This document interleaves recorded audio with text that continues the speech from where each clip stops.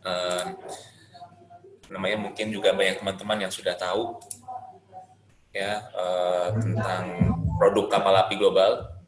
Kayak mungkin ya seperti misalnya mungkin seperti kopi kapal api ya atau Good Day. Tapi mengenai produk-produknya maupun sejarahnya maupun profil perusahaannya dan anak-anak perusahaannya mungkin belum banyak yang tahu secara detail. Jadi saya akan jelaskan dulu aja. Oke, saya mulai dari sejarahnya dulu. Jadi perusahaan kapal api itu berdiri sejak tahun 1927, teman-teman, di Surabaya.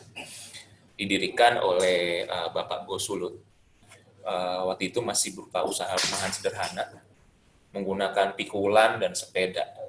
Dan berkat kerja keras Pak Gosulut, perusahaan kapal api berkembang terus menjadi lebih besar lagi dan lebih besar lagi. Ya, memang beliau ini memang terkenal dengan usaha dan kerja kerasnya. Dan ada satu quotes dari beliau ya yang kepada anaknya yang saat ini memegang kapal api yang cukup menginspirasi dan menyentuh saya secara pribadi ya. Jadi beliau pernah mengatakan bahwa papa memikul pikulan ini sudah 10 tahun lebih. Kedua pundak aku sudah kapalan, aku makan bubur tiap hari, tapi asalkan keturunanku bisa hidup lebih baik, papa tidak menyesal. Dan terbukti memang saat ini ya kapal api sudah menjadi jauh lebih besar dan ya keturunannya pun juga menjadi hidup jauh lebih baik. Gitu ya. Nah, dari perjalanan dimulai tahun 1927 itu, di tahun 1978 berdirilah pabrik pertama kapal api yang bernama Santos Jaya Abadi, yang saat ini merupakan produsen untuk produk kopi-kopi kapal api. Ada kopi ABC, Good Day, dan minum-minum kopi lainnya. Ya. Lalu berjalan lagi di tahun 1986, kapal api juga memperluas usahanya ke bidang perkebunan kopi dengan nama perusahaan PT Suloko Jaya Abadi.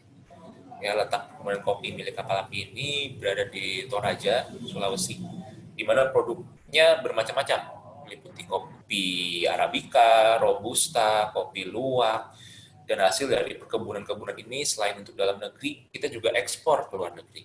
Jadi coverage kita pun juga secara global, gitu ya. Nah, berikutnya di tahun 1991, kapal api juga semakin memperluas lagi bisnisnya ke bidang permen dan snack, ya, yaitu dari perusahaan Agel Langgeng dengan produk unggulannya Relaxa.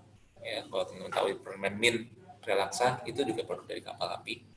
Ada ginger bone, ada coffee candy dan beberapa macam-macam permen lainnya seperti espresso itu juga dari kapal api juga. Dan di tahun yang sama, kapal api juga membangun bisnis cafe. Ya, mungkin teman-teman juga tahu, itu namanya Excelso. Nama PT-nya PT Excelso Multirasa, tapi kita semua tahu ya dengan Cafe Excelso. Dan produk makanan dan minumannya bermacam-macam. Ya, mungkin ya teman-teman silakan kunjungi aja. Seharusnya sekarang sudah bisa dine in ya. Nah, jadi lalu berikutnya di tahun 1992 kita berkembang lagi ke bisnis distribusi ya dengan nama Fastrata Buana, di mana perusahaan ini mendistribusikan berbagai macam produk, terutama produk makanan dan minuman ya. Dan di tahun 2005 kita juga berkembang lagi ke pabrik penghasil creamer dengan nama Santos Premium Creamer ya dengan produk produk creamernya itu cream cafe, kalau teman-teman mungkin pernah lihat ya di di retail toko-toko retail. Dan terakhir pada tahun 2008 kapal api mendirikan PT Kapal Api Global ini sendiri sebagai holding kapal api. Dan perjalanan kapal api terus berkembang menjadi perusahaan yang lebih baik, lebih besar lagi, lebih baik lagi sampai saat ini dan terus ke depan. Ya. Dan teman-teman jika ingin mengikuti perkembangannya atau melihat lebih lanjut profil perusahaan, silakan kunjungi website kami di kapalapiglobal.com. Ya. Dan jika ingin mengikuti perkembangan atau update berita seputar perusahaan kami serta kegiatan-kegiatan kami, silakan di-follow akun sosial media kami, nama di LinkedIn PT Kapal Api Global, dan Instagram di @kapalapiglobal. Ya. Jadi mungkin silakan di follow aja teman-teman, silakan dibuka dan follow, di situ juga ada banyak informasi-informasi yang mengenai perusahaan kami. Ya.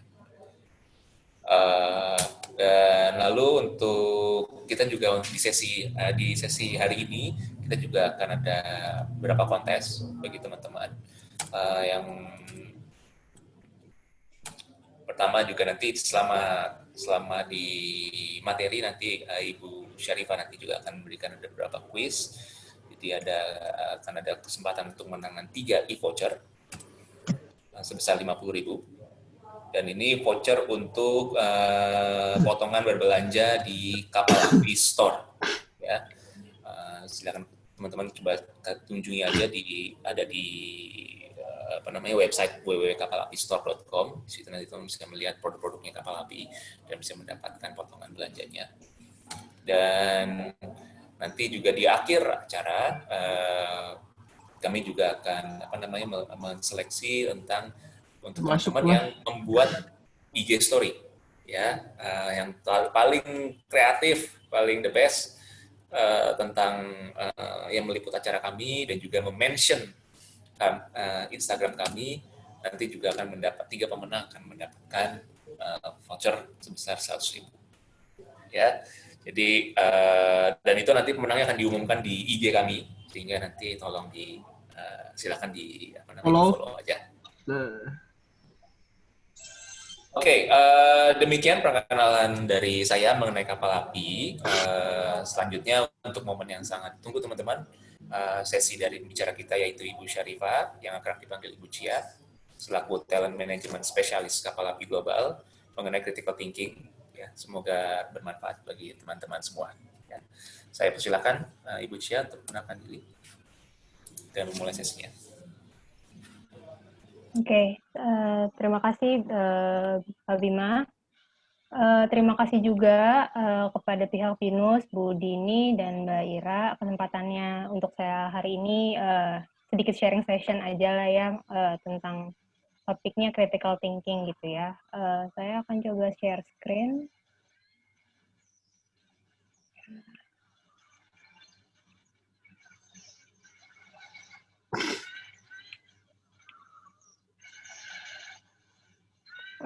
Apa screen saya udah terlihat di layar, teman-teman? Sudah, Bu. Sudah ya? Sudah. Oke. Selamat siang lagi. Hari ini topik kita tentang critical thinking dan apa sih sebenarnya pentingnya critical thinking atau berpikir kritis gitu ya di dunia kerja terutama nantinya. Sebelum mulai, saya mau perkenalkan diri dulu, karena orang dulu bilangnya tak kenal maka tak sayang ya. Saya coba perkenalkan diri dulu secara singkat. Halo, nama saya Syarifah Syevila, boleh panggil Syarifah aja. Saya lulusan psikologi UI, S1 dan S2-nya. Anjay. Lulusan psikologi UI. Kita mute dulu ya, teman-teman ya, supaya nanti fokus sama materinya dulu. Nanti di sesi terakhir kita boleh ngobrol. Oke, saya selesai di 2013, magister profesinya. Setelah itu baru mulai menekuni ke perusahaan. Jadi kurang lebih sekarang tahun ke-7 saya. Spesialis saya di talent management dan assessment. Jadi untuk profiling itu biasanya ke saya. Pengalaman kerjanya sudah ada di beberapa tempat, di Sinarmas, di Indofood, di beberapa HR consultant, dan di Kapal Api terakhir ini. Gitu. Itu aja sekilas dari saya. Nah, sekarang gantian dong Sekarang saya mau dong tanya sama teman-teman. Teman-teman nih angkatan berapa sih? Jurusannya saya udah tahu, tadi udah dibocorin sama Bu Dini gitu jurusannya apa. Tapi ada yang mungkin sekarang bukan di semester tuh, tapi mungkin angkatan di bawahnya atau angkatan di atasnya gitu. Boleh dong di chat. Saya juga, ini soalnya kalau saya lihat, saya cuma ngeliat NIM-nya aja nih, nomor induk mahasiswanya aja, tapi nggak tahu nih namanya siapa gitu. Boleh deh sambil temen juga namanya siapa, angkatan berapa gitu. Jadi saya kenal sama teman-teman juga. Gitu. Yuk, monggo sambil chat, sambil saya dikit-dikit baca juga.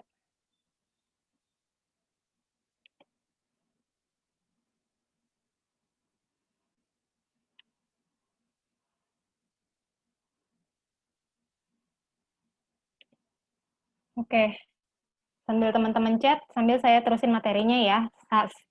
Tetap chat aja nggak apa-apa teman-teman, sambil perkenalkan dirinya teman-teman semua gitu ya. Oke, topik kita apa? Critical thinking ya. Teman-teman di masa seperti sekarang ini, mencari informasi itu rasanya sangat mudah ya teman-teman. Semuanya benar-benar ada di genggaman tangan kita. Semua bisa kita cari lewat handphone. Betul ya, kayak gitu ya. Di generasi sebelumnya, di generasi sebelum kalian lah ya tepatnya, bahkan waktu saya masih S1 sekalipun, waktu skripsi itu nyari informasi di internet udah bisa sih, tapi masih limited dibanding sekarang. Saya nggak tahu, kalau di zaman sebelum-sebelumnya pasti semua masih mengandalkan buku dari perpustakaan, masih kenal tuh namanya daftar pustaka, masih akrab. Kalau kita sekarang mau cari apa-apa tinggal Google, betul ya teman-teman ya? Hal ini Betul, pasti, betul. Hal ini pasti banyak banget bawa keuntungan di teman-teman, karena balik lagi gampang banget tuh cari informasi. Tapi kalau kalian sadari, sebenarnya kemudahan ini juga jadi ibaratnya dua sisi mata uang gitu teman-teman. Sisi lainnya ya bagus gitu, cepat nyari informasi. Tapi sisi baliknya, belum tentu kan informasi yang kita terima ini valid, belum tentu informasi yang kita terima ini betul adanya gitu. Nah, dengan mudahnya kita cari berita di internet, sadar atau tidak, nggak semua berita yang kita punya ini valid. Misinformasi di internet itu banyaknya bukan main gitu, dan tanpa sadar kita secara konstan terus terpapar sama berita-berita yang belum tentu benar gitu. Nah, kalau teman-teman sendiri, ini yang saya tahu aja ya, mungkin saya kurang update juga gitu, atau mungkin teman-teman jauh lebih update gitu. Kalau cari berita kemana sih? Yang paling atas pasti Google ya, paling pertama banget harusnya gitu. Tapi terus cari berita tuh kemana aja sih biasanya? Kalau mau cari berita sesuatu yang paling cepet tuh teman-teman kemana? Boleh deh open mic sedikit-sedikit biar biar nggak bosan. Satu dua orang boleh cerita. Kalau cari berita kemana sih biasanya teman-teman kalau paling cepetnya? Line Today, Mas. Kemana, sorry? Line Today. Oh, Line Today. Tuh, sekarang saya beda-beda. Pasti kan nggak saya tulis di sini. Oke, Line Today ya. Ada juga TikTok, Instagram, Kumparan, Detik, dan mungkin lain-lain lagi lah. Ketika kita baca satu berita itu, apa ya?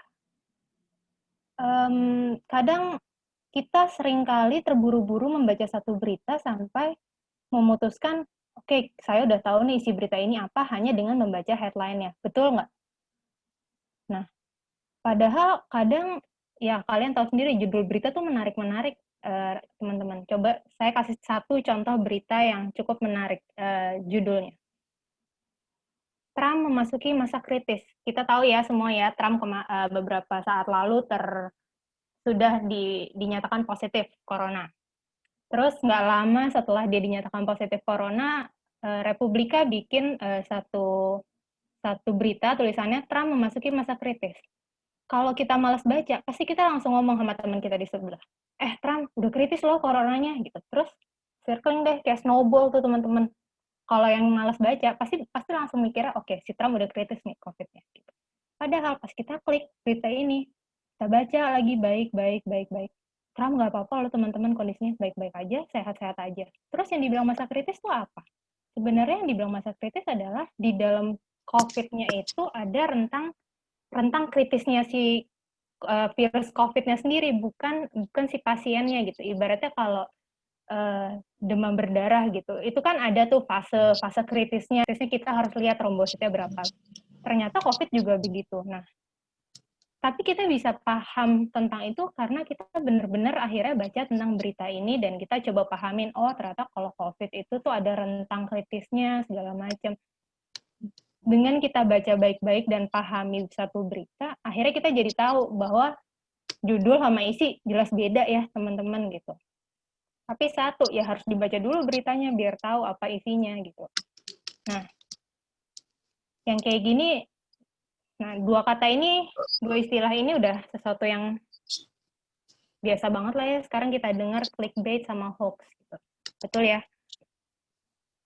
Nah, berita ini sekarang ini banyak banget berita-berita yang kasih headline yang memang sengaja mau memancing orang supaya masuk ke halamannya, si clickbait itu tadi, atau supaya traffic dari websitenya sendiri juga tinggi gitu. Karena makin tinggi traffic ya makin oke kan hitungannya. Gitu. Berita-berita yang sifatnya hoax juga kadang menurut saya sampai nggak bisa lagi dibedain mana sih yang benar, mana sih yang enggak, karena saking banyaknya gitu. Apalagi kalau misalnya teman-teman juga sebagai korban yang di WhatsApp grup itu suka dapat forward, wah itu juga udah makin viralnya, Masya Allah bukan main itu kalau udah ada hoax, cepet banget nyebarnya kalau udah dari forward WhatsApp. Nah, teman-teman sadar nggak sih ketika kita klik nih salah satu website aja, atau misalnya Instagram, kalian klik sesuatu gitu, algoritmanya sosial media itu langsung bermain tuh teman-teman. Mana yang tadi baru kita like, tiba-tiba nanti yang akan dikeluarkan ke kita ya berita-berita yang nadanya sejenis gitu. Jadi terus tanpa sadar kita disuguhi nih ya, quote unquote disuguhi berita-berita ya yang baru kita like tadi arahnya gitu. Semakin banyak kita baca berita yang arahnya sama, karena kita disuguhkan berita yang sama, akhirnya kita menyimpulkan sesuatu berdasarkan berita-berita tersebut gitu. Coba kalau kalian lihat Instagram kalian masing-masing deh. Di setiap account, bagian explore-nya atau bagian IG story-nya, saya yakin pasti iklan sponsornya juga beda-beda, bagian explore-nya juga beda-beda. Karena apa? Karena ya itu mengikuti dengan ibaratnya kita sebutnya cookies ya kalau di internet itu, jejak-jejak remahan-remahan kalian di internet tuh activity-nya kayak abis nge-like apa atau abis follow apa. Nah, itulah algoritma itu yang akan main dan akan menyuguhkan sesuatu yang sama gitu. Saya sih di sini nggak mau ngomongin tentang algoritma panjang-panjang karena bukan bidangnya saya juga sebenarnya gitu. Tapi harapan saya teman-teman paham nih maksudnya saya gitu. Nah,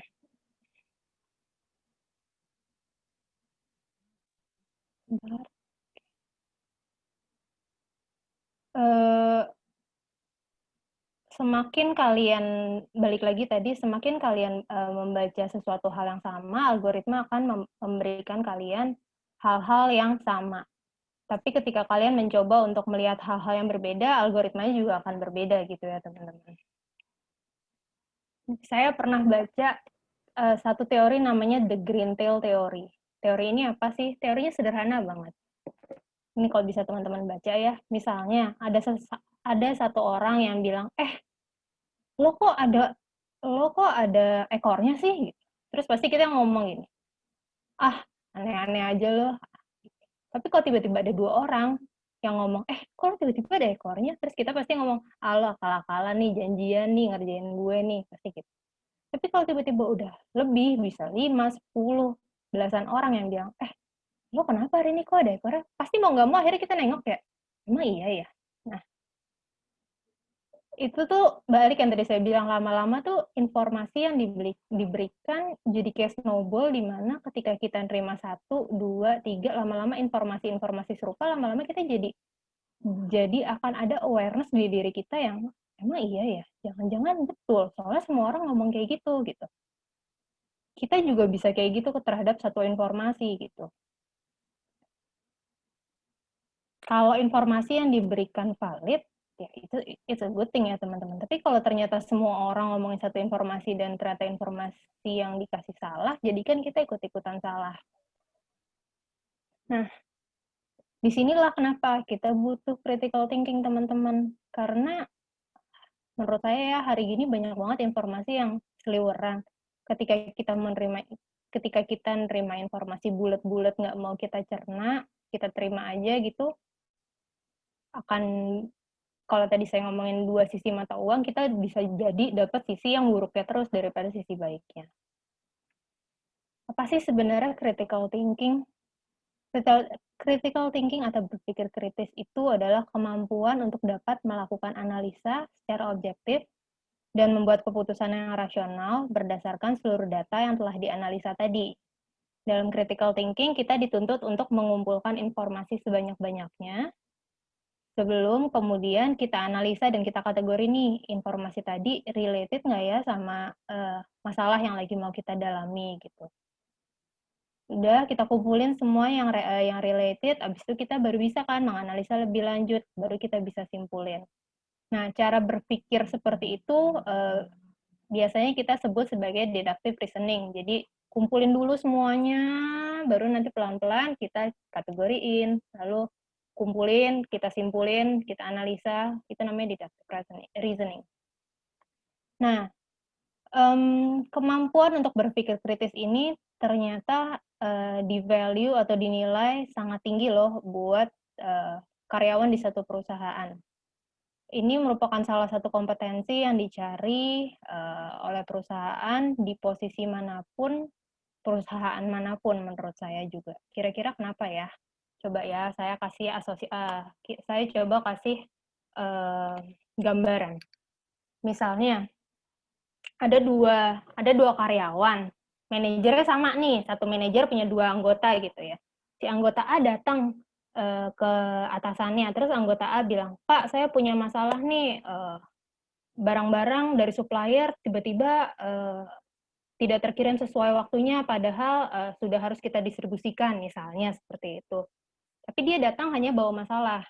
Sedangkan yang B punya masalah serupa, tapi dia udah kumpulin dulu semua informasinya, cari tahu kenapa suppliernya ada masalah, terus sejauh ini progresnya sudah seperti apa, kumpulkan dulu semua informasi, sampai dia tahu kira-kira keputusan terbaiknya saat ini apa dengan semua informasi yang dia punya.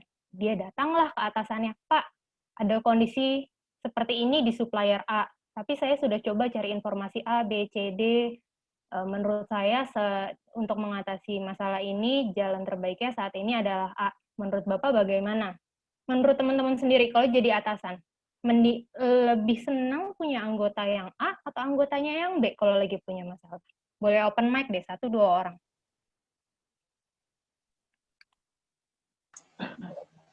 Yang B, Bu. Yang B ya, betul. Betul. Saya sendiri kalau jadi atasan akan lebih senang punya anggota yang ketika punya masalah, dia akan coba assess dulu nih situasinya kayak apa sih, masalahnya kayak gimana. Karena itu kan pasti akan menghemat waktu atasan gitu. Atasan itu juga pekerjaannya juga cukup banyak pastinya gitu. Jadi ketika anggotanya datang ke dia cuma bawa masalah tapi istilahnya tidak mau cari tahu tentang masalahnya apa, itu kan akan buang-buang waktu sama-sama gitu. Jadi kenapa balik lagi, kenapa critical thinking itu di value cukup tinggi sama perusahaan, karena ya pasti semua orang mencari tipe karyawan yang seperti itu, mau mencari informasi lebih dalam dulu ketika lihat masalah supaya tidak membuang-buang waktu orang gitu. Oke, sebelum kita ngobrolin lebih lanjut tentang berpikir kritis atau critical thinking dan gimana sih cara implementasinya, saya kembali ke teori dulu sedikit aja tentang tahapan berpikir kita tuh sebenarnya kayak gimana sih teman-teman? Soalnya berpikir kritis. Jadi kan kita ngomongin tentang tahapan berpikir seseorang gitu ya. Ini bentuknya piramida kalau teman-teman bisa lihat gitu ya. Dari bawah pelan-pelan ke atas. Artinya pemahaman kita itu terbangun dari yang paling sederhana, tingkatnya di level remember, sampai makin lama makin ke atas, di mana di level create itu makin kompleks, artinya kita udah sangat paham sama satu informasi, dari informasi itu kita udah bisa mendevelop sesuatu bahkan gitu. Udah bisa menginvestigasi, bisa memformulasi gitu. Kalau teman-teman misalnya di waktu semester 1 gitu, misalnya ada mata kuliah apa, belum paham sama sekali, mungkin awalnya masih di level remember, kalau ditanyain masih apa ya definisi ini, apa ya definisi itu. Lama-lama makin ke semester 7, menurut saya kalian pasti levelnya tentang jurusannya kalian ini bukan lagi di remember, tapi mungkin sudah lebih di atasnya lagi gitu. Jadi tahap berpikir kita terhadap apapun seperti ini, dari mulai masih nge-recall, terus udah mulai ada pemahaman tentang konsep yang diomongin, terus sudah mulai bisa menggunakan informasi yang kita punya di beberapa situasi, bisa mengambil connection antara ide-ide yang berelasi gitu.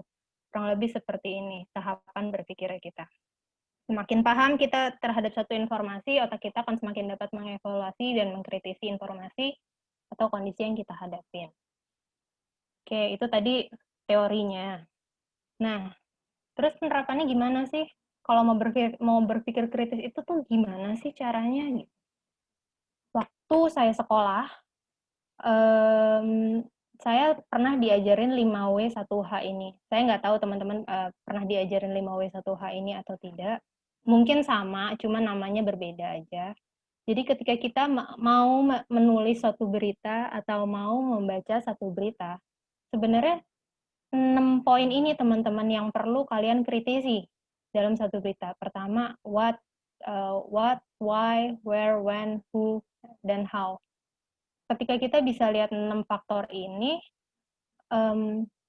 relatively kita akan lebih paham dengan berita ini sebenarnya valid atau enggak ya. Karena ketika semuanya terjawab dan semuanya saling menguatkan, artinya berita itu benar. Tapi kalau misalnya ada beberapa faktor yang kok nggak related ya, nggak saling menguatkan ya satu sama lain, nah itu perlu dipertanyakan nih, ini berita benar atau enggak ya.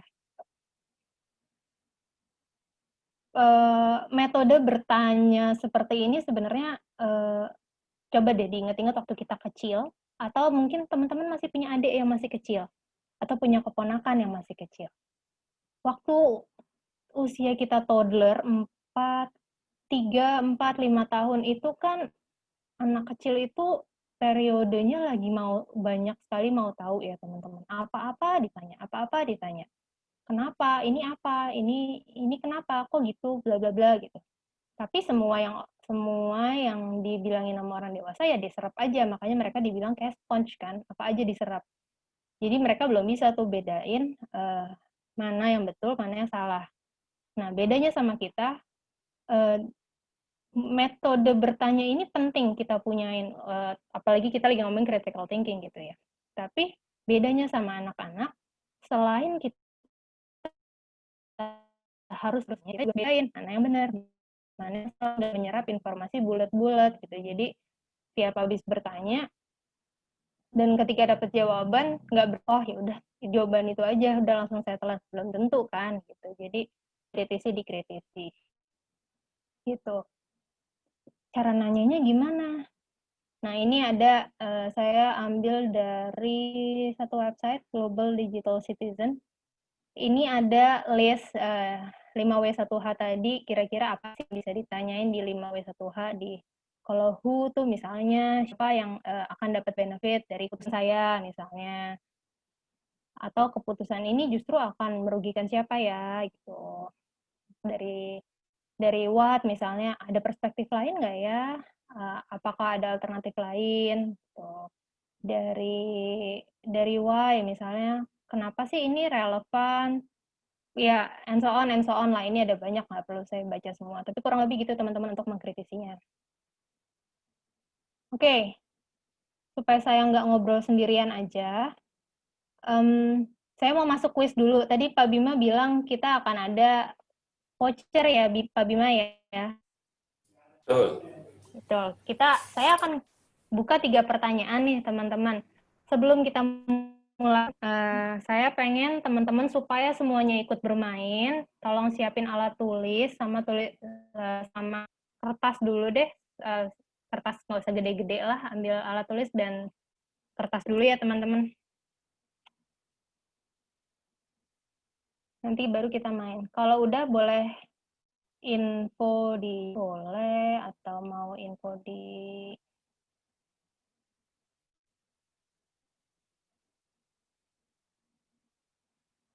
chat bilang dan boleh, atau mau raise hand boleh, supaya semuanya udah saya tahu kalau semuanya sudah mengerjakan. Sudah mengerjakan, sudah menyiapkan alat tulisnya. Kok saya nggak bisa buka kolom chat ya? Oke.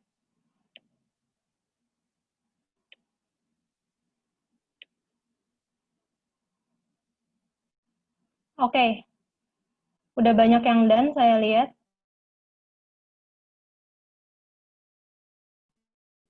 Ke pertanyaan pertama ya, Firda, di aku chatnya agak trouble, aku nggak bisa lihat. Nanti Firda tolong lihat siapa yang paling cepat jawab di chat ya, Firda ya.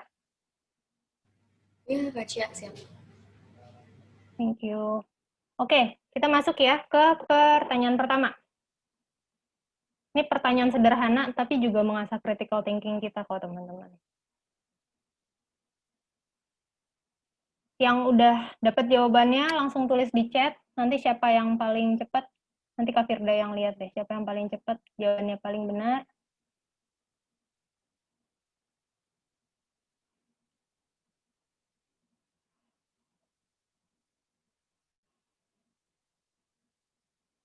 Udah ada yang masuk belum, Fir?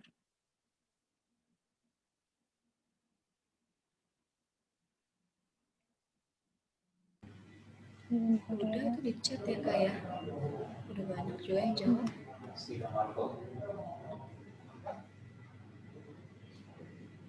Sebenarnya di saya chatnya kok nggak di.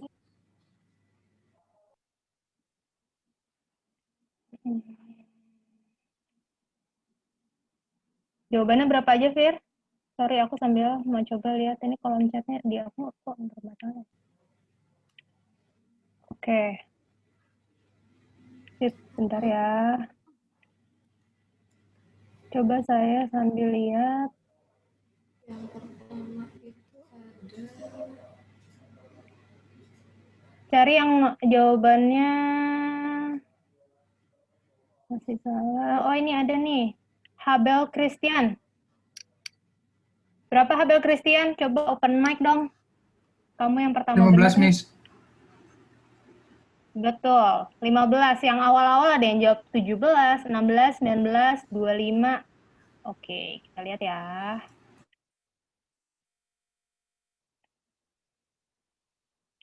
Oke. 15 teman-teman. Karena di sini ada tanda perkalian. Kalau kalian di sini kan makanya saya bilang tadi ini sederhana sih, tapi harus mengumpulkan semua informasi-informasi yang kalian punya dari masing-masing ini berapa. Sama kalian juga harus ingat bahwa kalau rumus kalau ada perkalian harus dikali dulu baru ditambah. Jadi betul ya tadi ya. Kira tolong dicatat ya siapa yang benar tadi biar dapat e-vouchernya. Oke. Sekarang kita ke pertanyaan kedua ya. Buatlah 4 buah garis tidak terputus, semua titik harus terkoneksi, garis boleh vertikal, horizontal, dan diagonal. Teman-teman, tadi kan saya minta ada alat tulis sama kertas, boleh dicoba dibikin 9 titik ini. Siapa yang udah selesai duluan, nanti tulis di chat namanya siapa, terus nanti Kak Firda yang panggil, terus nanti dibuka ya videonya, biar saya bisa lihat benar nggak sih jawabannya. Tuh.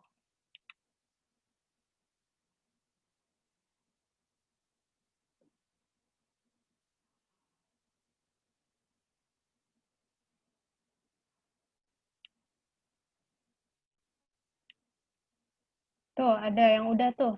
Yang udah nih, Kak. Muhammad Irfan namanya. Muhammad Irfan, boleh buka nggak videonya? Kita mau lihat dong jawabannya benar atau enggak. Bentar, Kak. Ya, Ini kelihatan nggak? Nggak, ya. belum. Mana Belum ya? kelihatan. Videonya.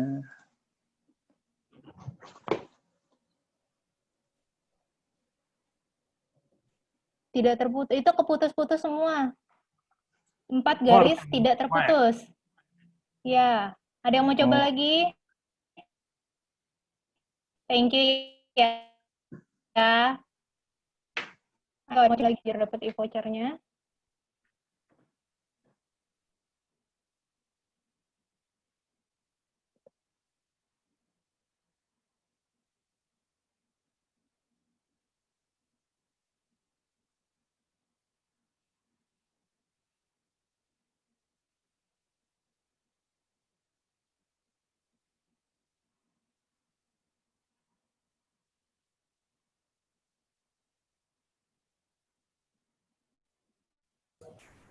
Yuk teman-teman, siapa lagi? Siapa yang mau dapat lagi voucher nih?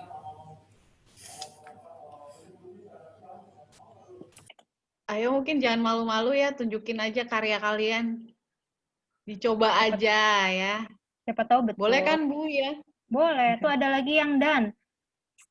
Steven Marvel Jeremia. Buka yuk videonya biar kelihatan. Siapa tahu betul.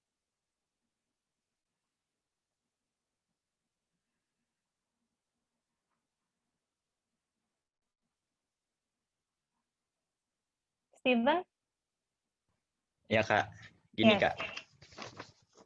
Kelihatan nggak sih? Belum. Masih kok belum Bentar-bentar. background kamu. Virtual background-nya di remove dulu.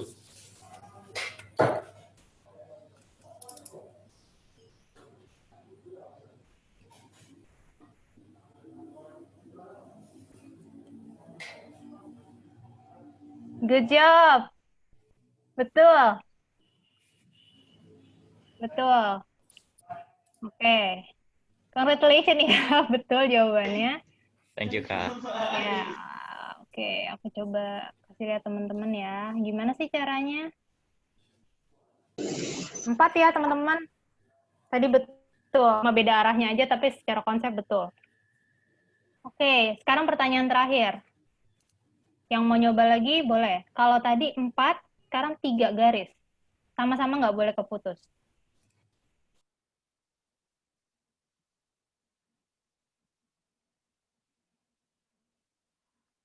Yang mau nyoba, boleh ya, silahkan.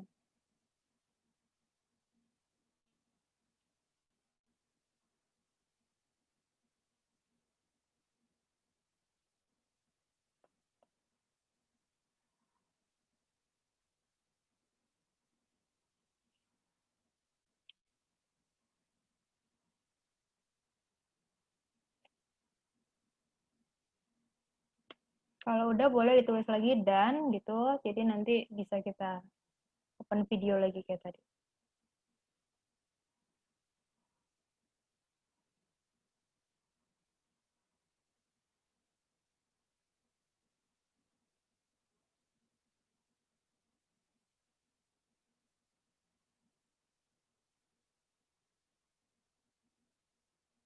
Ada yang mau coba?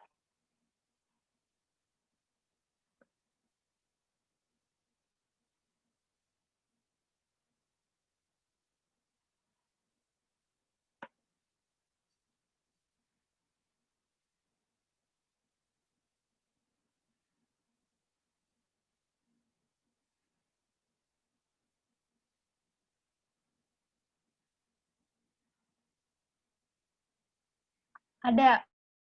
Al-Razid Baga, coba kita lihat dulu yuk. Open video ya kami.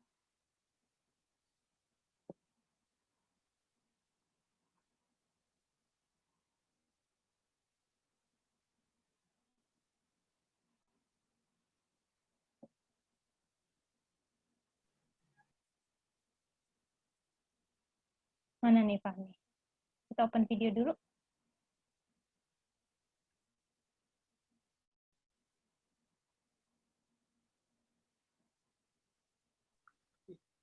Udah Kak. Mana ya? Bisa belum kelihatan. Oh ya. Oke, betul. Congratulations Fahmi. Dicatat ya Kak Firda. Oke, makasih Kak. Terima kasih. Oke, kayak gimana sih jawabannya nih teman-teman? Tuh.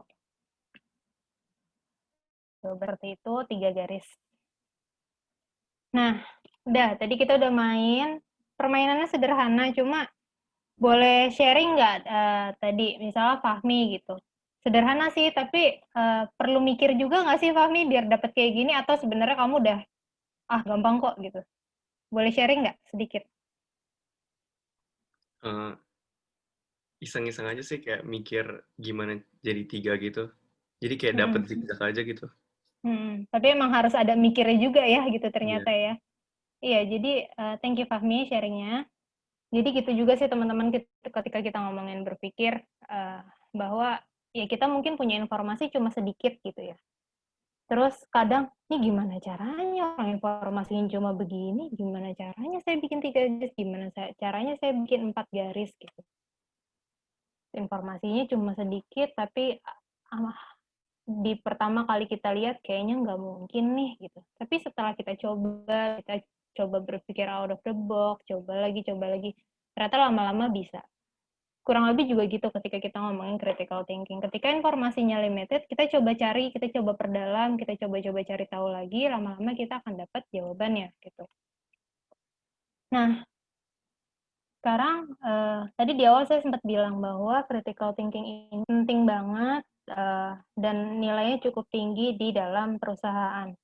Artinya ini adalah satu kompetensi yang lumayan dicari oleh Pak Bima dan Bu Firda sebagai rekruter. Gitu. Critical thinking ini sebenarnya bentuknya banyak, teman-teman. Kalau dilihat dari yang saya share di slide ini, bentuknya banyak. Ini dari analysis sampai problem solving itu semua bentuknya critical thinking. Dia bisa berbentuk banyak hal. Analisis artinya keterampilan kita untuk mengkolek dan memproses informasi. Interpretasi gimana kita menyimpulkan informasi yang kita punya. Terus menginference tuh artinya kita menilai apakah pengetahuan yang kita punya ini udah cukup atau belum, atau relate atau enggak, dan sebagainya. Kurang lebih seperti itu. Jadi banyak sebenarnya bentuknya critical thinking. Nah, ketika kita mau jual critical thinking yang kita punya ke perusahaan, caranya gimana sih? Masa kita tulisin ini dalam CV? Ya bisa aja, bukan nggak bisa. Cuma sebagai rekruter itu kalau misalnya kalian tulisnya saya good dalam menganalisa, atau saya problem solver yang baik gitu. Pak Bima dan Kak Firda nggak bisa lihat kalian sejauh apa ketika kalian bilang baik, sejauh apa emang kemampuan problem solving kalian gitu. Ketika cuma di titik-titikin dipakai poin-pointer saja ditulis problem solver yang baik, saya open minded, itu ya sekedar nice to know aja kata-kata itu di CV. Tapi sebenarnya gimana sih caranya supaya kami sebagai rekruter juga paham sejauh apa kalian jago dalam problem solving, sebesar apa open mindednya kalian gitu. Caranya gimana? Caranya dengan memberikan contoh, teman-teman. Dengan adanya contoh, jadi lebih kelihatan sejauh apa sih sebenarnya keterampilan itu atau kompetensi itu sudah ada di diri kalian. Ini saya kasih 2 contoh aja ya, majornya secara umum gitu, ada engineering, ada customer service. Misalnya kalau yang di engineering, ketika kita mau ngomong kita punya critical thinking nih, bisa aja ditulis misalnya, saya pernah punya pengalaman mengidentifikasi 8 desain yang akan defect.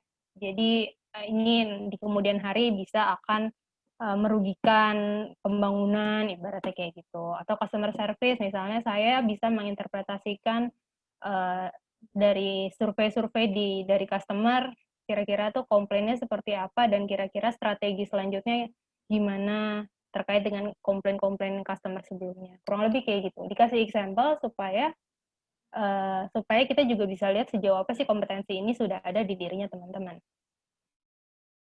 Nah, itu di resume. Kalau misalnya kalian bisa dipanggil masuk tahap selanjutnya, yaitu dipanggil di interview, itu lebih enak lagi, karena kalau di resume kepanjangan juga nggak baik gitu kan ya. Tapi kalau di interview terserah, kalian boleh cerita gitu, karena memang diberikan waktu untuk cerita. Nah, ketika di interview, biasanya kalian pasti akan diberikan pertanyaan-pertanyaan terbuka pastinya. Nah, saya coba kasih 1 tips teman-teman. Mudah-mudahan Pak Bima nggak marah kalau saya kasih ini ke teman-teman, karena ini kunciannya Pak Bima juga sebenarnya. Ini ada 1 metode namanya STAR, teman-teman. Jadi ketika teman-teman ditanyain nanti pas mau masuk kerja gitu, ditanyain, boleh ceritain nggak pengalaman kamu dalam menghadapi permasalahan yang paling sulit selama ini di kuliah misalnya gitu ya. Kalian mulailah dulu dari situation-nya apa, ceritain dulu situasinya kayak gimana sih, kenapa itu jadi sulit, Lalu ceritain di situasi itu tugas kamu tuh apa, kamu tuh perannya apa di situ. Itu masuk ke task. Lalu masuk ke berikutnya. Di kondisi sulit dan tugas kamu seperti itu, apa aksi yang kamu lakukan? Apa action yang kamu lakukan? Di mana kamu melakukannya? Terus terakhir masuk tuh ke result. Terus lalu setelah kamu melakukan aksi itu, apa sih hasilnya? Bagaimana hasilnya? Gimana terus situasi yang awalnya terjadi, terus bagaimana hasilnya di akhir? Dengan kalian bisa menceritakan lebih runut kayak gini, apa ya? Kita juga lebih enak gitu menilai bahwa oh memang artinya kompetensi ini sudah baik dimiliki gitu karena ada konsistensi dalam berceritanya juga gitu. Balik ke critical thinking, kurang lebih misalnya ada pertanyaan-pertanyaannya yang bisa dilontarkan oleh para recruiter ini. Describe a situation where you saw problem and took steps to fix it. Ini ada satu contoh. Dia cerita kalau di sini forklift-nya ada 2 different plugs, tapi kalau salah pilih akan merusak baterai dengan harga yang mahal. Terus apa yang dia lakukan di kondisi itu? Ternyata hasilnya di situ terakhir dia bilang we haven't lost a battery since. Jadi ternyata hasilnya bagus apa yang dia lakukan. Dari percakapan ini bisa kelihatan dia menunjukkan evaluasi, dia punya problem solving yang bagus. Lalu masuk ke pertanyaan kedua. Tell me about a time you had to persuade someone to see your side of things. Dia cerita gimana dia meyakinkan halo? Oh ya. Gimana cara dia meyakinkan orang dengan data-data yang dia punya gitu. Di sini kelihatan gimana cara dia menganalisa, gimana dia menginterpretasi data. Terakhir adalah gimana dia meng-explain. Explanation itu juga bentuk dari critical thinking. Jadi gimana kita menceritakan kembali ke orang lain pemahaman yang kita punya. Gitu teman-teman. Lalu pertanyaan berikutnya. Sebenarnya critical thinking ini bisa dipelajarin nggak sih, Kak? Menurut artikel dari Harvard Business Review yang saya baca, bisa teman-teman. Ini adalah learned skill, sesuatu yang bisa dipelajarin. Ada 4 simple things yang bisa kalian lakukan untuk mengimprove keterampilan kalian dalam berpikir kritis. Ada 4, yaitu pertama question assumption, yang kedua reason through logic, 3 diversified thought, dan yang terakhir adalah avoid biases. Saya coba jelasin satu-satu. Yang pertama, question assumption. Jelas kita nggak melulu harus semua ditanyain. Misalnya, kenapa langit itu biru, kenapa burung berkicau. Nggak perlu juga sih teman-teman kalau segala hal ditanyain di dalam kehidupan ini ya susah juga gitu. Jadi pertanyaan berikutnya adalah kapan kita harus bertanya. Kapan kita harus meng-question assumption yang kita punya. Biasanya kita perlu bertanya ketika memang yang dipertaruhkan atau masalah yang lagi dihadapi itu cukup krusial, cukup penting. Di sini saya tulis when the stakes are high. Jadi ketika masalahnya memang cukup penting ya dipikirkanlah dulu masak-masak. Tapi kalau misalnya sekedar yang tadi saya bilang kenapa langit itu biru dan kalian nggak dipertaruhkan apa-apa terkait jawabannya ya sudah tidak usah dipertanyakan. Salah satu cara lain juga untuk meng-question assumption, salah satunya dengan mempertimbangkan alternatif-alternatif asumsi yang lainnya gitu. Dikritisi lagi setelahnya. Kedua adalah reason through logic. Hati-hati sama chain of logic, di mana kadang kita harus perhatiin sih teman-teman, semua informasi yang kita punya itu satu sama lain saling menguatkan evidence-nya atau justru saling mengalahkan. Ketika semuanya saling menguatkan, kita akan lebih mudah bikin satu conclusion. Tapi kalau misalnya ternyata informasi-informasi yang kita punya saling mengalahkan, artinya kita masih butuh informasi lagi, masih butuh untuk terus cari informasi-informasi lain untuk kita bisa lihat sebenarnya mana informasi yang arahnya ke sesuatu yang lebih betul. Being aware sama common fallacies juga akan membantu kita untuk berpikir lebih logis. Misalnya, kadang tuh kita punya asumsi-asumsi kayak, misalnya di sini saya tulis because event Y follow event X, event Y must have been caused by event X. contoh aja deh, asumsi yang paling gampang apa ya? Misalnya ini, kadang kita suka mikir, ada nih, misalnya saya punya gelang keberuntungan. Kalau saya nggak pakai gelang itu, pasti saya nggak menang kalau saya ikut lomba. Giliran setiap saya pakai gelang itu, saya pasti menang. Tapi giliran waktu itu saya pernah lupa nih, saya pakai gelang itu, terus saya nggak menang. Kalau kita ngomongin fallacies, padahal sebenarnya saya menang bukan karena saya pakai gelang itu, dan saya kalah bukan saya nggak pakai gelang itu. Tapi kan pasti ada hal lain di balik itu. Nah, asumsi-asumsi yang kayak gitu yang juga kita harus hindarin. Nggak sekedar langsung membuat kalau X jadi Y, kalau Y jadi X, kayak gitu. Terus yang ketiga adalah seek out diversity of thought and collaboration. Nah, intinya umumnya kita memang akan lebih nyaman ketika kita berbicara, berkumpul dengan orang-orang yang punya pendapat sama kita. Itu wajar, umumnya pasti begitu. Tapi ketika kita terus ada di komunitas yang pikirannya sama kita, otomatis cara berpikir kita juga tidak akan terbuka. Cara berpikir kita akan rigid dan akan itu aja gitu. The more polarized view yang kita lihat, akan lebih banyak juga insight-insight yang sebenarnya bisa kita dapat.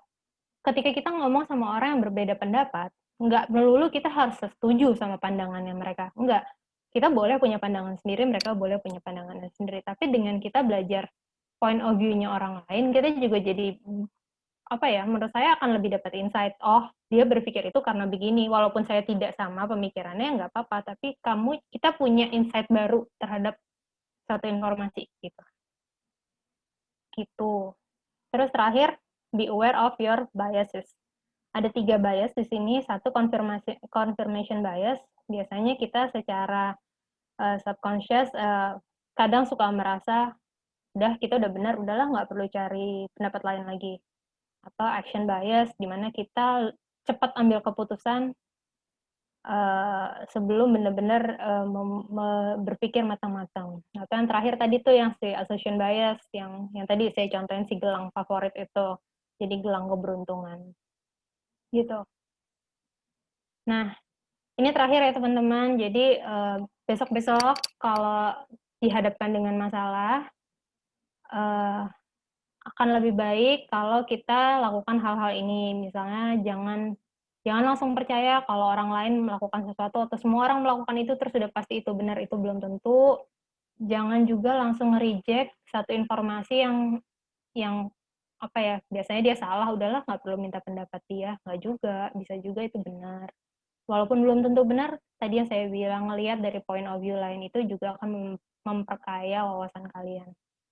Terus check for possibility, apa ya yang aneh dari pemikiran ini. Terus yang tadi correlation, sesuatu yang berkorelasi bukan berarti itu menjadi sebab akibat. Dan yang terakhir yang penting adalah apakah semua informasi yang kita punya itu saling mensupport satu sama lain untuk akhirnya kita bikin konklusi. Setiap punya informasi, anggap aja nih kayak kalau kalian punya masalah, anggap aja setiap informasi-informasi yang kalian punya itu kayak kepingan-kepingan puzzle, teman-teman. Kalian lihat arahnya, gambarnya, segala macam, digabung, ketika itu jadi satu puzzle, ya itulah solusi yang terbaiknya. Kurang lebih kayak gitu dari saya. Ya, ini saya tutup dengan salah satu quotes-nya punya Albert Einstein. Kalau menurut Albert Einstein, kalau ada masalah itu dia lebih mikirin 55 menit dia mikirin masalahnya, sisanya mikirin solusinya. Jadi benar-benar fokus dulu di masalahnya apa, dia perdalam dulu, baru dia terakhir nggak mikirin solusinya. Gitu deh. Udah, dari saya itu aja. Semoga materinya berguna buat teman-teman, apalagi habis ini akan menghadapi dunia kerja juga, yang lagi magang juga pasti akan dapat tugas-tugas di kantor. Jadi semoga tahapan-tahapan berpikir kritis tadi bisa teman-teman gunakan di dalam pekerjaan kalian nanti. Gitu. Oke, Bu Dini dari saya udah. Baik, terima kasih Bu Sarifah, Pak Bimandri, dan Bu Firdausi. Hari ini sharingnya benar-benar komplit ya. Dalam arti memang sangat dibutuhkan oleh mahasiswa yang sekarang ini kegiatannya ada di rumah, kemudian yang dipegang itu hanya media sosial, kemudian yang berhubungan dengan IoT ya, Internet of Things, semua diakses melalui internet, sehingga ya memang bijak mengelola sosmed kita itu memang sangat penting di tengah kondisi yang seperti ini ya, serba sesuatu yang tidak pasti. Ilmu hari ini tuh benar-benar sangat luar biasa ya buat kami, tidak juga hanya mahasiswa saja, tapi saya pun juga mendapat pengetahuan yang lebih ya terkait dengan critical thinking, bagaimana si critical thinking ini menunjang kita untuk lebih bijak lagi mengendalikan diri seperti itu ya. Kemudian mungkin pengetahuan lain terkait dengan rekrutmen juga ya. Bagaimana nanti kalau misalnya mahasiswa direkrut, apa sih harus yang mereka harus jual gitu ya, walaupun tadi katanya harus sampai harus membuka kamusnya Pak Bimandri gitu ya. Menjual. Ya, mungkin itu ya. Terima kasih banyak untuk ilmunya. Baik, mungkin kita buka dulu sesi pertanyaan untuk 3 orang mahasiswa yang mau bertanya. Silahkan langsung saja memperkenalkan dirinya, kemudian pertanyaannya apa. Ini mau langsung dijawab apa kita kumpulkan 3 pertanyaan dulu, Bu? Bapak. Kumpulkan dulu aja, Bu, nggak apa-apa. Kumpulkan dulu. Oke, silahkan. Siapa nih yang mau bertanya dulu? Biasanya anak-anak ini kalau di kelas kritis-kritis, Bu. Kita lihat. Waduh. Oke. Doyan nanya gitu ya. nih, Bu. Mana nih suara-suaranya nih? Oh ya, sekedar informasi, kalau di BINUS itu, NIM itu di awal itu adalah tahun kelulusan, Bu, Bapak, Ibu. Jadi kalau misalnya kita bilangnya BINUSnya 21, berarti mereka harus lulus di tahun 2021, seperti itu. Harus lulus ya, Bu ya? Ya, harus lulus, harus keluar dari BINUS. Ya, jadi mengingatkan mereka ya. Iya, jadi setiap kali mereka tulis gitu ya, oh berarti saya harus lulus nih di tahun 2021 atau di 2024 gitu, seperti itu. Ya, silakan yang mau bertanya. Ada yang mau bertanya? Siapa nih? Mungkin bisa raise hand dulu ya. Siapa? Terkait yang tadi.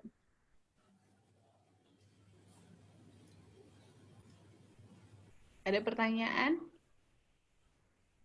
Sepertinya udah ada, Bu, dari James Anderson ya. Dari chatnya ya. Oke, baik. Ini saya mau bertanya mengenai memasukkan cara menyelesaikan masalah dalam resume. Ini cara kita menceritakannya pada bagian apa dari James? Ada pertanyaan dari Binusian 2024, berarti baru tahun pertama nih, Bapak Ibu. Baru masuk. Ya.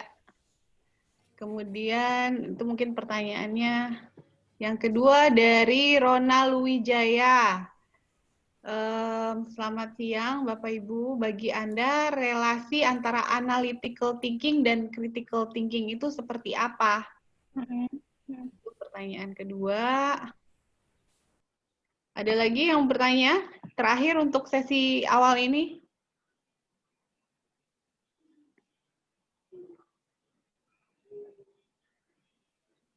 Ada lagi? Ya, mungkin 2 itu dulu kali, Bu, ya, Bapak Ibu. Terkait dengan masalah resume dan ya, baik. Silakan, Bu. Oke. Kalau yang di resume seperti apa? Memang sih kalau di resume itu nggak terlalu banyak-banyak ya Pak Bima ya biasanya ya. Memang kalau yang berlembar-lembar juga biasanya kita juga cukup pusing bacanya. Tapi misalnya bisa diceritain, kita nggak usah ngomongin critical thinking aja. Misalnya ada satu yang memang kalian mau jual banget, bisa aja kalian bikin satu bagian gitu, ceritain tentang yang kompetensi yang memang menurut kalian paling layak untuk kalian jual, terus kalian misalnya cerita, saya pernah punya pengalaman, misalnya nih, magang, di dalam pengalaman magang saya diminta untuk menyelesaikan permasalahan A sama supervisor saya, terus apa langkah yang kamu kamu lakukan. Nggak usah semua kompetensi, tapi kompetensi yang menurut kamu emang udah paling kamu milikin. Di luar critical thinking juga nggak apa-apa teman-teman, tapi itu juga menjual banget sih. Jadi dari teman-teman di recruiter juga kelihatan nih, oh anak ini memang cukup baik nih dalam kompetensi ini. Tapi nggak usah semuanya, karena kalau semuanya jadinya banyak gitu. Tapi nggak apa-apa, kalian taruh satu bagian. Apalagi kalau teman-teman yang emang punya banyak pengalaman ya, belum pernah bekerja tapi di kampus banyak pengalaman. Itu tuh enak banget buat kita untuk menilai fresh grade tuh enak banget kayak gitu. Gitu sih. Jadi terserah bagiannya di mana, tapi boleh lah ada satu bagian kecil untuk menceritakan pengalamannya kalian yang paling kalian banggakan. Gitu. Kejawab? Kalau kejawab saya bisa Gimana, Jen? berikutnya. Ya, yang berikutnya relasi antara analytical thinking dan critical thinking dari Ronald, Bu. Oke, sebenarnya kalau kita lihat Ronald, yang tadi saya bilang bentuknya critical thinking itu ada banyak. Salah satunya yang pertama adalah analisa. Ketika analisa itu kita membreakdown informasi-informasi yang kompleks, yang sederhana kita breakdown, kita lihat, kita olah semua informasi. Kalau ngomong relasinya di mana ya, analytical thinking itu tuh part kecilnya dari critical thinking yang besar. Gitu. Gitu sih. Jadi membreakdown informasi-informasi, mengkategori-kategorikan itu tuh analytical thinking gitu. Tapi ketika kita ngomong critical thinking-nya itu udah ada bentuk di dalamnya tadi tuh ada evaluasi, ada problem solving-nya sendiri, ada self regulation, ada apa lagi ya tadi saya bilang. Jadi analytical thinking itu bagian kecil dari critical thinking yang lebih besar. Gitu sih kurang lebih. Baik, terima kasih. Oke. Ada lagi yang mau bertanya?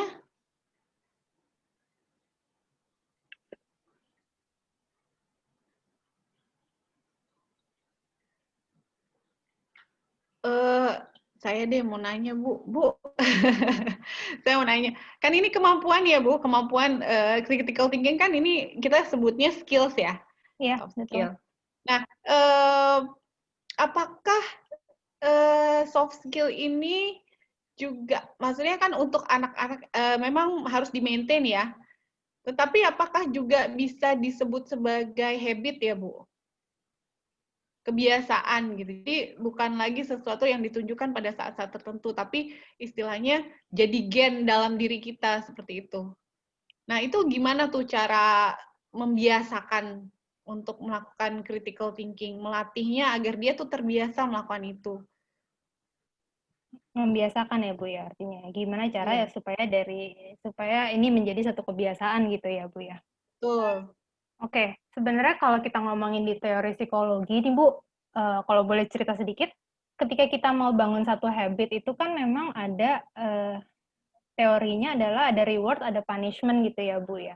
Ketika kita melakukan satu habit yang sifatnya positif dan itu menjadi dapat reward yang positif, kita akan pelan-pelan kita akan ngebangun habit itu. Misalnya, kalau saya contoh di dunia kerja, ketika saya dapat masalah, terus saya bisa menyelesaikan dengan cara critical thinking, cari informasi, evaluasi, dan lain-lain, terus saya dapat reward, misalnya dari atasan, good job, atau dapat reward positif dari atasan, itu akan menjadi hal yang baik buat saya, dan saya akan kayak, oh, artinya apa yang saya lakukan sudah betul dan di-reward oleh atasan saya. Ada apresiasi dari atasan saya.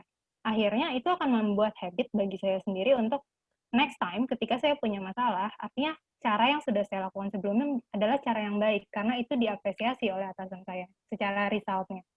Kurang lebih gitu sih, Bu. Jadi, ketika apa yang kita lakukan mendapat reward yang positif, perlahan itu akan membentuk habit ke diri kita, karena kita tahu apa yang kita lakukan di kemudian harinya akan mereward kita hal yang positif juga, kurang lebih gitu, Bu.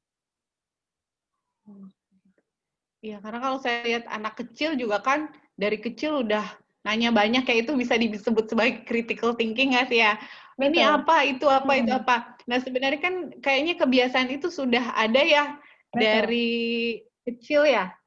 Jadi sebenarnya kayaknya semua manusia, kalau saya salah, mohon dikoreksi ya, kayaknya punya gitu. Jadi mungkin bisa di-triggernya tadi ya Bu ya, dengan reward atau punishment ya.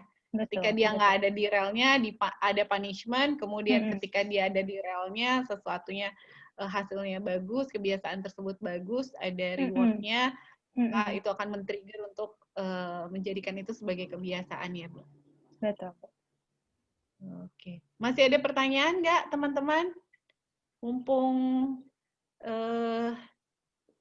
ada expertnya ya di sini ya, Bapak dan Ibu yang sudah punya pengalaman. Oke, ada pertanyaan dari Ivan. Saya ingin bertanya, apakah asosiasi bias termasuk seperti doa? Karena terkadang kalau saya gagal melakukan sesuatu, orang tua saya bilang kalau saya kurang doa. Dan apakah sesuatu seperti kepercayaan tidak termasuk asosiasi bias? Oke. Jadi ini hubungannya dengan ya mungkin yang ini mungkin budaya yang ada di kita gitu misalnya. Waduh, saya nggak ini nih gagal mencapai sesuatu, wah kamu tuh kurang doa gitu ya, Bu. Itu relasinya seperti apa? Oke. Kalau dibilang asosiasi bias, sebenarnya asosiasi bias atau bukan ya? Tapi kan kalau saya Muslim, saya memang diajarkan untuk porsi untuk berdoa dan porsi untuk ikhtiar atau berusaha itu sama gitu. Jadi sebenarnya bukan berarti ketika menurut saya nggak bisa dibilang association bias sih. Itu lebih kayak yang tadi Bu Dini bilang ya, itu udah seperti culture aja ya Bu ya gitu. Kepercayaan kita ketika kita berdoa, kita merasa didukung sama Tuhan, didukung sama semesta untuk melakukan apapun. Tapi coba kalau misalnya ini asosiasi kalau kita berdoa kita pasti sukses. Tapi bisa aja kalau misalnya kita berdoa tapi kita nggak usaha kan kita nggak sukses juga. Jadi sebenarnya nggak ada asosiasinya gitu. Ini hanya saling mendukung dan saling menguatkan aja ketika kita berikhtiar dan kita juga kuat sama Tuhan kita. Semestanya akan mendukung, tapi kita juga tetap ikhtiar gitu. Jadi bukan X jadi Y jadi X sih menurut saya. Kalau kasus yang ini agak berbeda ya. Gitu sih. Bima mungkin mau tambahin dari sisinya Bima gimana? Karena ini udah bicara berbeda ya, karena kan udah ngomongin soal tadi kepercayaan, agama dan budaya. So ya intinya sih beda. Karena kalau misalnya ngomongin soal kesuksesan tadi kan gagal atau keberhasilan faktornya banyak. Bisa dari usaha maupun semesta kayak gitu kan. Karena ada faktor-faktor yang tidak bisa kita kendalikan. Dan mungkin disitulah yang memang faktor doa itu mungkin bisa mempengaruhi. Tapi kan di kenyataan banyak juga faktor-faktor yang sebenarnya terkendali oleh kita, yaitu dari usaha kita, mencari jalan, bertanya-tanya, mencari tahu cara solusinya seperti apa, menggunakan tadi critical thinking maupun analytical thinking seperti itu. Nah itu ya dari kita lah yang harus mengusahakan. Jadi kalau doa dan itu udah di luar ranah kita lah gitu ya. Itu udah kuasa kita lah, di luar kuasa kita sih. Itu sih dari saya. Semoga menjawab. Ya, mungkin intinya tadi ya adalah tetap berusaha ya Bu ya. Tetap berusaha, tetap ikhtiar seperti itu ya. Tanpa usaha juga. Ya, semuanya harus doa balance tanpa ya, usaha ya. juga kan Tuhan nggak akan kasih. Tuh. Iya, betul. Ya.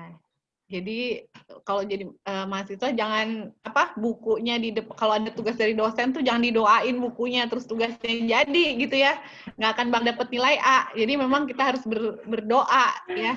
Harus bekerja dulu ya Bu ya, juga itu baru berdoa ya.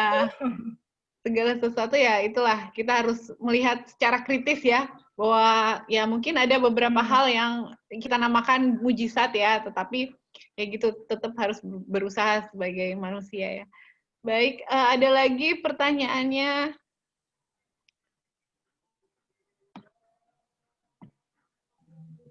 Oke, ada lagi? Oke, ini dari Amori. Apakah dalam perusahaan atau lingkup kerja penggunaan PMI masih sering digunakan untuk decision making dan critical thinking, atau ada tools lain yang lebih efektif?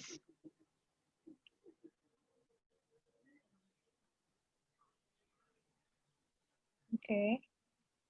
Mungkin bisa dijelaskan Amori. Oke, sebenarnya kalau kita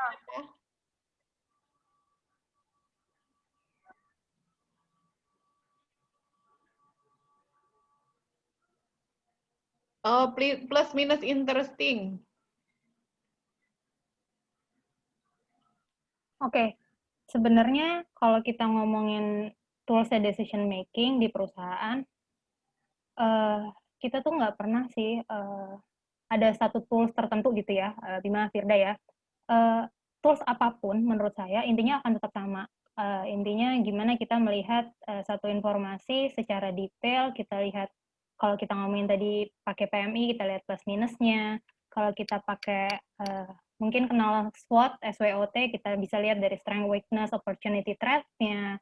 Bisa juga yang paling sederhana, misalnya kita bikin apa tuh yang kayak ikan Atau apa piramid.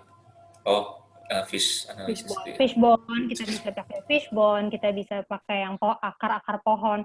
Apapun sebenarnya menurut saya tools-nya, intinya tetap sama kok. Gimana cara kita membreakdown suatu informasi dari yang besar sampai yang kecil-kecil-kecil. Intinya tetap sama. Itu sih menurut saya. Mungkin Pak Bima atau Pak Firda ada yang mau ditambah? Ya sih, kalau bicara soal tools, terus terang sih emang tidak ada yang apa namanya yang spesifik yang digunakan ya. Cuman intinya tadi ya apa namanya kita yang harus memang membiasakan diri untuk banyak bertanya, banyak berpikir dan mendengarkan informasi yang didapat. Dan habis itu membreakdown tadi mungkin dengan berbagai tools yang mungkin sudah terbiasa dilakukan oleh teman-teman kan, seperti tadi yang sudah disebutkan oleh Bu Syarifah kayak gitu. Jadi tidak ada sih yang memang secara spesifik. Kecuali kalau memang tadi ada namanya SWOT analysis, itu biasanya memang untuk menganalisis misalnya kayak menganalisis suatu perusahaan, suatu potensi sebuah perusahaan, itu udah ngomongin soal bisnis kayak gitu. Itu menggunakan strength, weakness, opportunity, sama threat. Cuman kalau misalnya yang untuk kehidupan, untuk permasalahan yang biasa, tidak ada tools yang spesifik sih. Jadi tadi lebih karena cara berpikir kalian aja, yang tadi harus banyak berpikir, banyak bertanya, dan mendengarkan. Seperti itu sih. Oke, baik. Terima kasih Bapak Ibu. Gitu ya. Oke, Amori. Silakan menggunakan berbagai tools yang ada ya, yang cocok, yang pengen kamu gunakan gitu ya. Oke, ada lagi pertanyaan? Dunia kerja soft skill yang punya harga jual yang tinggi selain berpikir kritis, apakah ada yang lain, Bapak Ibu, dari Sandy? Apa nih yang bisa menjual? Nanti Bima sama Firda tambahin, tapi menurut saya yang juga dibutuhin saat ini adalah agile. Agile itu gimana kita lincah untuk beradaptasi terhadap perubahan-perubahan yang ada di kondisi saat ini gitu ya. Itu sih menurut saya kalau ngomongin yang paling penting ya saat ini, itu sih gimana kita cepat untuk beradaptasi baik secara mindset, baik juga secara perilaku. Karena terutama 2020 ini teman-teman luar biasa sih. Kalian juga kan gitu yang tadinya kuliahnya harus di tempat, tiba-tiba harus kuliah online.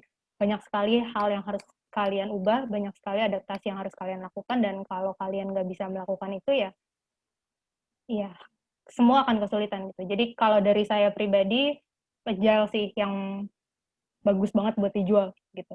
Dari Pak Bima mungkin? Oke, ya dari kalau yang dibicarakan sama Syarifah tentang agile itu sudah pasti banget itu yang sangat dibutuhkan. Namun dan juga tambahannya yang terutama yang paling penting saat ini adalah problem solving sih. Karena kan dari situlah keluar muncul inovasi-inovasi. Karena di keadaan saat ini di keadaan yang sangat tidak menentu atau tiba-tiba perubahan yang sangat cepat, kita perlu melakukan suatu inovasi, suatu breakthrough yang di luar dari kebiasaan. Nah, itu awalnya itu pasti dari problem solving. Dan problem solving itu pun juga dimulai dari tadi critical thinking ini. Jadi makanya itu sudah sangat berhubungan, dan supaya bisa kita tetap survive tadi juga dengan agility-nya itu sih. Itu tambahan dari saya. Baik, terima kasih Bapak Ibu.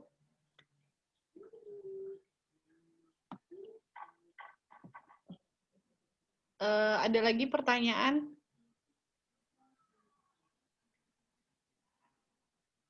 Ada lagi pertanyaan?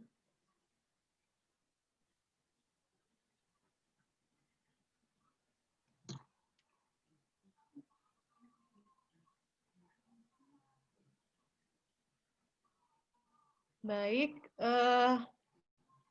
wah ini dari Ibu Kristi sudah ada link evaluasi seminar online ya. Baik, kalau begitu untuk jika tidak ada pertanyaan lagi, sesi diskusi sharing hari ini kita akhiri sampai di sini. Mungkin sebelumnya ada pesan-pesan dari Bapak Ibu sekalian untuk menutup. Dari Bima dulu apa dari aku? Dari Cia dulu, dari Syarifah dulu aja. Oke. Tetap semangat aja teman-teman. Pandemi ini semua orang, semua lapisan merasakannya. Semua orang dituntut buat adaptasi. Tetap semangat aja, tetap sehat aja. Percayalah, ketika kita bisa beradaptasi di kondisi kita saat ini, kita akan jadi generasi yang jauh lebih punya nilai jual lebih, terutama ketika pandeminya nanti berakhir, kalian juga punya nilai jual lebih, dan experience yang kita punya di pandemi ini adalah sesuatu yang menurut saya luar biasa sih untuk kita bawa lagi nanti di masa-masa selanjutnya. Itu dari saya. Baik, terima kasih. Dari Pak Bima. Oke, kalau dari saya sih karena berhubungan dengan tadi critical thinking ya, di mana saat ini memang zaman sekarang ini karena semuanya orang mungkin sangat memperhatikan internet gitu ya, media sosial segala macam, terhubungan dengan critical thinking ini teman-teman banyak pikir, bertanya dan mendengarkan sebelum berbicara atau melakukan action lah ya. Dan sebelum sharing misalnya atau sebelum bicara apa, pokoknya sangat mengkritisi semua informasi yang didapat, karena disitulah jangan supaya menghindar dari informasi yang hoax atau tadi yang kita sudah bicarakan selama materi itu menjadi semakin menyebar luas. Dari situ ya saya pesan saya. Oke. Dari Bu Firdausi ada tambahan, Bu? Enggak, Bu, dari saya sudah cukup. Oke, baik. Terima kasih banyak untuk ilmunya hari ini. Secara general mungkin yang saya tangkap bahwa ketika kita berbicara mengenai critical thinking, itu berarti kita harus bisa memanage input dan bagaimana kita proses sehingga kita bisa mengeluarkan output yang baik seperti itu. Kalau anak teknik industri gitu, Pak, Bu, ngomongnya input, proses, output. Gitu. Betul. Jadi pahamnya mereka tuh itu inputnya harus disaring, gitu ya, prosesnya harus benar sehingga keluar outputnya itu sesuai dengan apa yang mau dicapai. Gitu. Siap. Baik, terima kasih banyak atas sharingnya. Ya. Ibu Dini boleh foto dulu nggak? Oh iya, baik. Siap, Bu Ira. Ada request buat foto. Dibuka dulu dong Mbak Ira, foto video-videonya teman-teman. Buat teman-teman boleh dibuka dulu untuk semua videonya. Kita foto dulu ya. Isti yang akan ambil ya, Ti. Oke.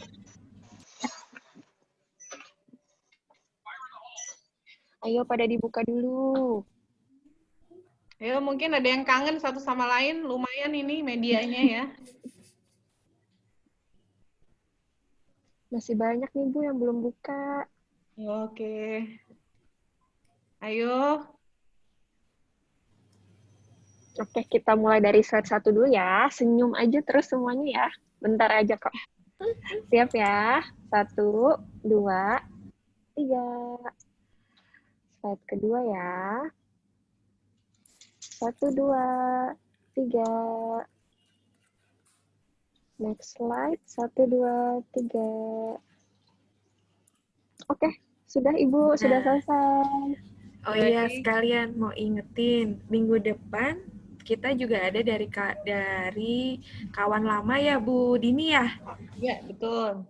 Jadi buat teman-teman nanti kalau mau join lagi, mau dengar sharing-sharing dari kawan lama, nanti bisa dicek, kita akan infoin via email ya teman-teman. Oke, thank you ya teman-teman yang udah join, thank you banget buat Pak Bima, Mbak Firda. Ya, terima kasih Bu Ira. Terima kasih Bu Samira. Dini, terima kasih Kisti. Terima kasih Terima semuanya. kasih semuanya. Kapal api Jaya. Kapal api Jaya. Jaya, Kapal Api Jaya. Terima kasih. Terima kasih. Terima kasih. Semangat semuanya ya. Tetap sehat semuanya ya. Tetap sehat semuanya. Terima kasih semuanya. Terima Dan kasih, jangan Bu lupa Ira. diisi Terima kasih, Bu evaluasinya Dini. ya. Oh iya, evaluasi jangan lupa ya. Oke, Bu. Oke, saya live ya Bu. Bapak Thank Ibu. you ya Pak Thank you Bima. ya. Terima kasih. Ya, terima kasih. Terima kasih.